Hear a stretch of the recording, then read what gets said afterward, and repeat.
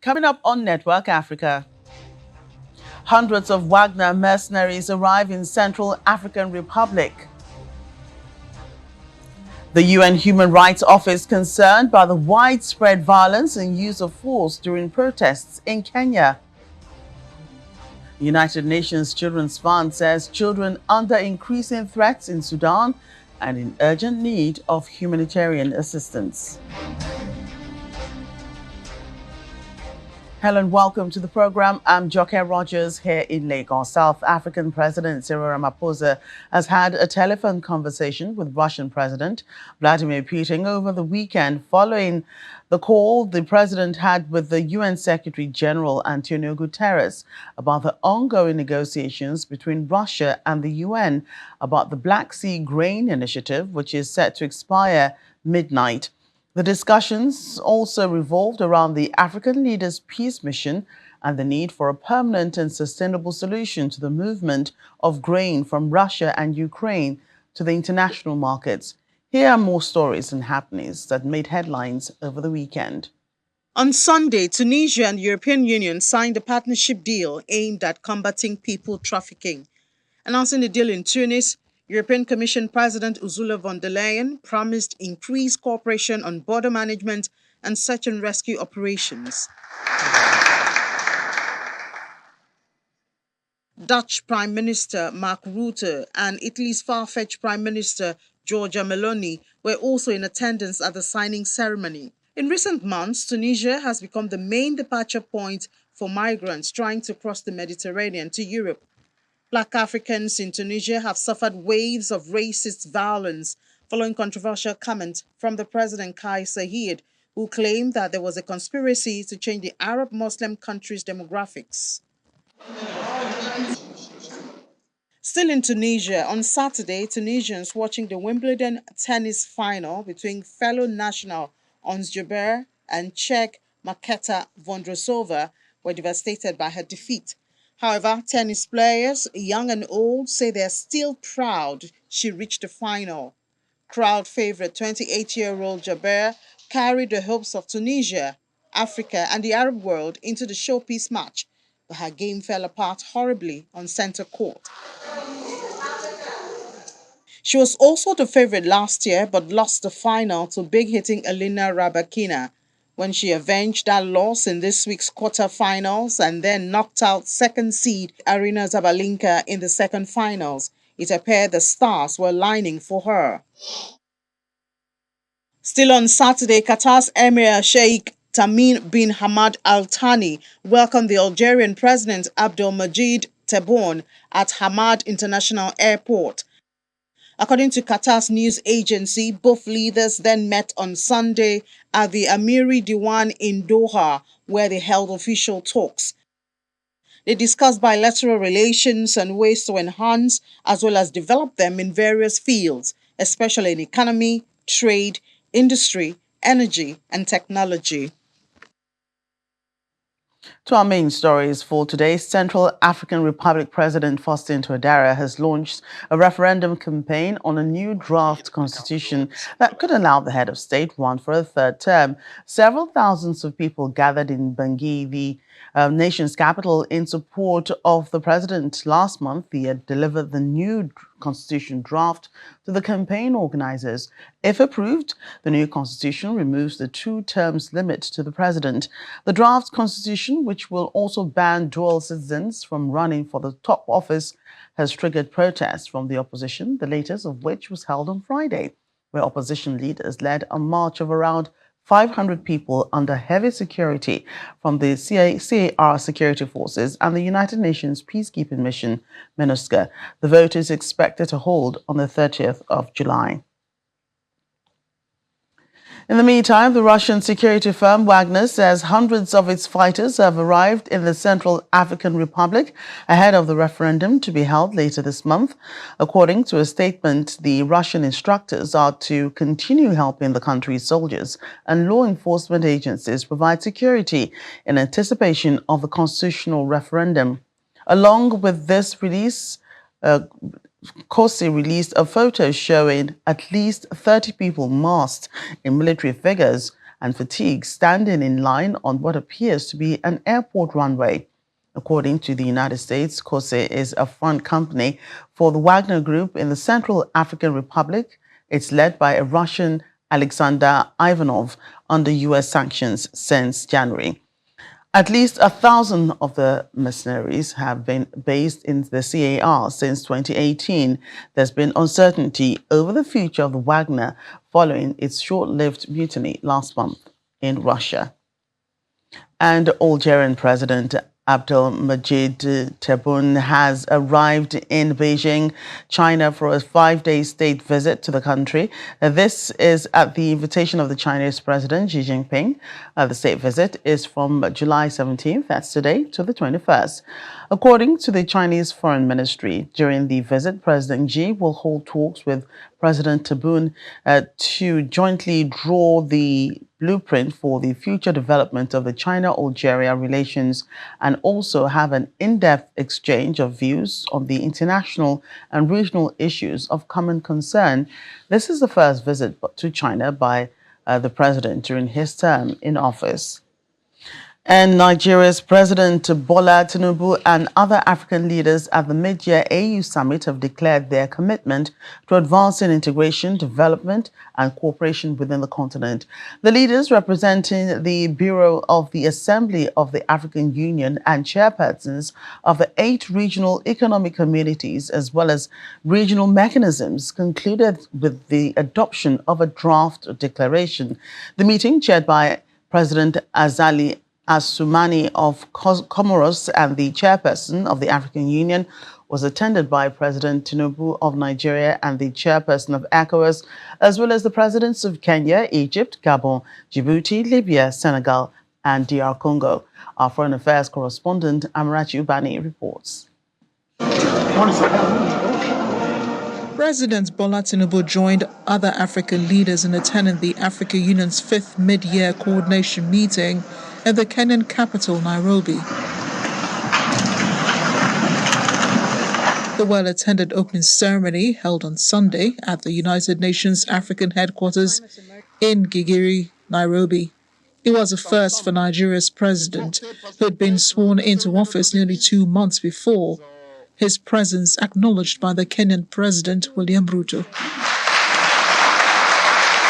Mr. Ruto, in his opening speech, informed leaders on visa issuance, which he says may not be necessary when next they arrive in the country because Kenya is the home for all. I want to give you my commitment that as the people of Kenya, we are having a national conversation as to whether we should have any visa for anybody coming home. So next time,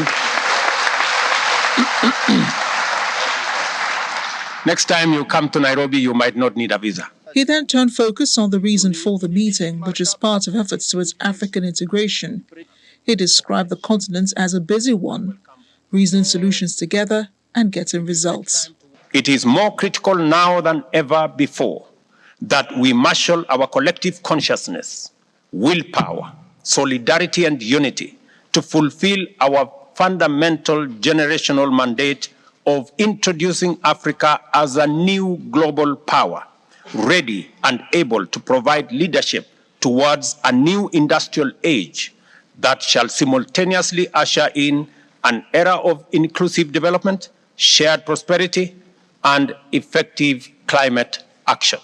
Nigeria's President Bola Tinubu, in his maiden speech as Nigerian President and ECOWAS chair, warned on past plundering and exploitation of the continent, which he says should remain in the past and never repeated. He emphasized the need for Africa to overcome its challenges and work towards a prosperous future, focusing on inclusive growth, good governance, and leveraging the opportunities provided by the African Continental Free Trade Area, whose agreement only 13 out of 15 ECOWAS member states have ratified. The challenges will face mean that governance will be difficult. They also mean that visionary good governance is necessary. Some observers say in this country for Africa is a good and it is much like the old scrum that plundered our continent. here and now. Let it be said to whoever the new scramblers might be, our content may be old, but our spirit is new. Speaking on the free movement of persons, President Tinubu informed that ECOWAS had commenced action toward the implementation of a harmonized visa regime, that is the ECO visa, to facilitate the free movement of non-ECOWAS citizens. He reaffirmed ECOWAS' focus on building regional infrastructure, including the Lagos-Abidjan Corridor Highway, to promote economic activities and integration. Your Excellency. The Deputy UN Secretary-General Amina Mohammed highlighted the important role of the UN as a key contributor to an empowered and transformed Africa. Using herself as an example, she called for a more united continent. The continent faces a moment of reckoning when the world appears to take its gaze off Africa. We may appear down, but we are far from out. And as our leaders, we continue to count on you to forge a path towards delivering the vision for Africa that is enshrined in the 2063 agenda. In the course of the meetings, the AU Executive Council is expected to appoint some members of the African Commission on Human and People's Rights, the African Advisory Board Against Corruption, the African Union Committee of Experts on the Rights and Welfare of the Child, the African Union Commission on the International Law, and a member of the Board of External Auditors. Amarachi Ubani, Channel Television News. The UN Human Rights Office says it's concerned by the widespread violence and allegations of unnecessary or disproportionate use of force, including the use of firearms by police during protests in Kenya. Reports say up to 23 people have been killed and dozens injured in the demonstrations in the past week. Jeremy Lawrence, OHCHR spokesperson, says the Human Rights Office is calling for prompt, thorough, independent and transparent investigations into the deaths and injuries. UN Human Rights Office is very concerned by the widespread violence and allegations of unnecessary or disproportionate use of force, including the use of firearms, by police during protests in Kenya. Reports say up to 23 people have been killed and dozens injured in the demonstrations in the past week. We call for prompt, thorough, independent and transparent investigations into these deaths and injuries. Those responsible must be held to account. Effective measures to prevent further deaths and injuries must be adopted. In light of calls for further protests next week, we call on the authorities to ensure the right to peaceful assembly as guaranteed by the Kenyan Constitution and international human rights law. The policing of protests must seek to facilitate peaceful assemblies, and any use of force must be guided by the principles of legality, necessity, proportionality, and non-discrimination. Firearms should never be used to disperse protests.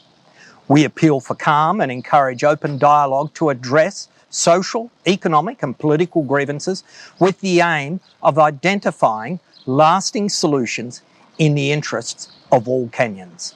And still ahead on the program.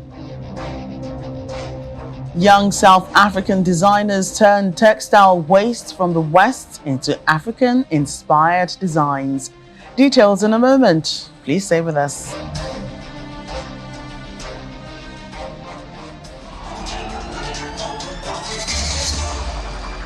Welcome back. The United Nations Children's Fund says 1 in every 2 children in Sudan, that's approximately 13.6 million, is in urgent need of humanitarian assistance. According to a new report released, 1.5 million children have been displaced since the conflict between the Sudanese Armed Forces and the paramilitary Rapid Support Forces began on April 15th.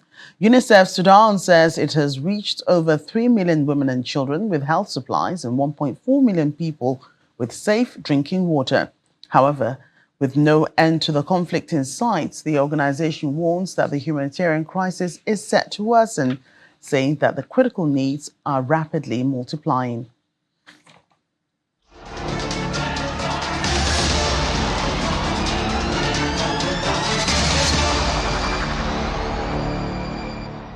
It was another Bastille Day celebration for French citizens around the world. France's ambassador to Nigeria, Emmanuel Blackman. Both countries enjoy strong economic partnerships as Nigeria is France's #1 trade partner on the continent, normally celebrated on July 14. This year, celebrations in Lagos, Nigeria's commercial capital. The unusual crowd at the Alliance Française in Ikoyi, Lagos, has been venue for the French National Day 2 years in a row now. The French ambassador, Emmanuel Blackman, the Consul General, Laurence Montméon, diplomats, members of the French-Nigeria business community, government officials, and friends of France joined in marking the country's 234th Independence Day, otherwise known as Bastille Day. The Bastille, once a prison mainly for politicians, had come to symbolize the harsh rule of the Bourbon monarchy. The taking of the Bastille on July 14, 1789 signaled the beginning of the French Revolution and a symbol of the end of the ancient regime. As Lagos State is the host of the party, Governor Babajide Sanwo-Olu's goodwill message was delivered by the Secretary to the State Government, Mrs. Bimbola Salu Hundein. All the members of the diplomatic corps. She said the French National Day was an opportunity to celebrate the commonalities between both countries. Today, we join the French Republic to celebrate our National Day. And as we do this, we remember and cherish the robust and enabling ties that bind our two countries, particularly in the areas of trade, education, arts, and culture. Our partnership is built on a foundation of shared values and a commitment to democratic principle, human rights, and sustainable development. The Lagos State Government is proud to be partner in progress, working hand in hand to improve the lives of our citizens and contribute to a more prosperous and happy world. Giving her address in a mix of French and English, Ambassador Blackman highlighted various projects both countries are partnering on. With Lagos State, we're doing a lot also. We signed last year with His Excellency the Governor an MOU to promote and develop e-sport. And 1 month ago, we also created a new fund to support young Nigerian entrepreneurs in the fashion, design, dance, and video game sector. She later spoke some more about the partnerships on the sidelines of the celebrations. I think Nigeria and France have very long-lasting relationships. Actually, our bilateral cooperation, has existed ever since the independence. In some cooperation, it's been decades. And now we're really trying to build new partnerships, especially for the young people, women, youth, artists. There's so much talent here in Nigeria, so we have many exciting projects ongoing. Nigeria and France enjoy good economic partnerships. Nigeria is France's leading partner in sub-Saharan Africa and the fourth largest in Africa behind Morocco, Algeria and Tunisia.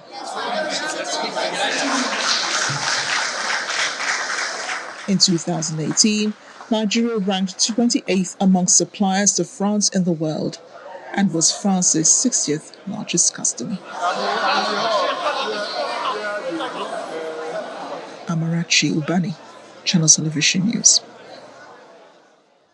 And this year, the People's Republic of China and the Republic of South Africa commemorate the 25th anniversary of diplomatic relations as part of the Communication Consul General Tang Yongdong launched the Driving Education Culture short video competition in Johannesburg.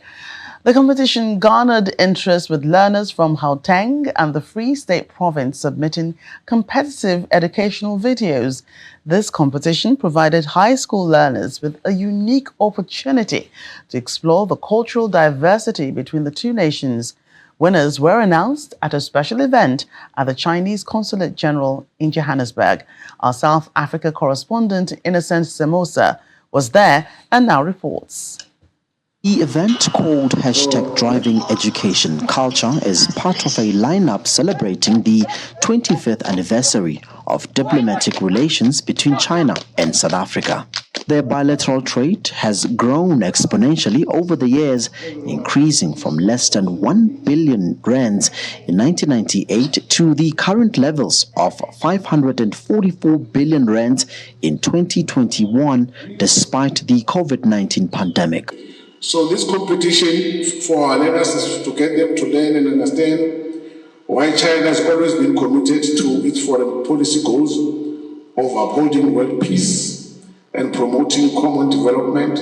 The Chinese Consul General Teng Zongdong, who hosted the event, says this year has been a good year for diplomatic relations with South Africa. During these 25 years, the relations between our two countries has got significant progress, and the trade is already rose up from the beginning 1.4 billion US dollar to the 56.7 billion US dollar of last year. As South Africa prepares to host the BRICS summit next month, Consul General Tang said that the BRICS bloc can never be ignored. It already shown its function to not only to BRICS members, but as well to a lot of other developing countries. That is why it has been attracted by more and more countries. Selected learners were honored for their outstanding contributions to the Driving Education Culture Short Video Competition. How much of research went through that particular research? A lot of research, but it's also like a build-up of all the things that I have done in high school, especially in the diplomatic space, as I am part of the Model United Nations. So we do work with diplomatic relations between countries, and I think I've worked so much with the diplomatic relations between China and South Africa. What are you going to do with the money? I'm going to put it in the bank. Like, even though it was, in a way, it wasn't an individual... I didn't do it individually because I had the help of my former school, my current school. The celebration continued with the learners, educators, and dignitaries coming together to appreciate the talent displayed during the competition. From Johannesburg, South Africa, Innocent Simos, Channels Television News. And finally, on the program, upcycling refers to reusing an object in a new way without degrading the material it's made from, as opposed to recycling, which generally involves breaking down the original material and making it into something else entirely. Two South African aspiring designers, Kumo Morojele and Klein Muis, are upcyclers of various materials from clothes to leather. They blend styles and cultures to create their own unique blend. Take a listen. Two South African aspiring designers, Kumo Morojele and Klein Muis, spend hours at a second-hand street market in Johannesburg looking for fashion items. The young men then upscale what they find into clothing or accessories they say express a unique African style. The duo's current project, Dunusa, Life of a Garment, sees them sourcing second-hand clothing often sent to Africa from European countries, which are then deconstructed and reworked into avant-garde and abstract fashion. Their collection will be exhibited at an international arts program, Forecast Forum, in Berlin from July 14th to 16th, where young artists can receive mentorship. The question that we're trying to answer with the project is really the disparity between the North and the South, how certain parts of Africa become dumping grounds for European countries. We all come from houses of color, basically. I'm black, he's colored. And within our whole culture, it's always emphasized that we don't waste because we cherish and we actually connect to the things that we own. So for us to waste is kind of like, it's backwards thinking within what we believe, right? And we kind of want to reflect that and transcend that within our garments. The two also collaborate with other African creatives. They are working with a Ghanaian shoemaker on a project to turn old soccer boots into sandals that reflect both African and European love for the sport. One of the problems they want to help solve is that of product unsustainability, not just in garments, but in pollution. They also believe everyone needs to consider how they can contribute their quota to climate sustainability from their space. What's such a unique blend of, different cultures there. Well, that's it on the program today. Thank you so much for watching. I'm Jackie Rogers.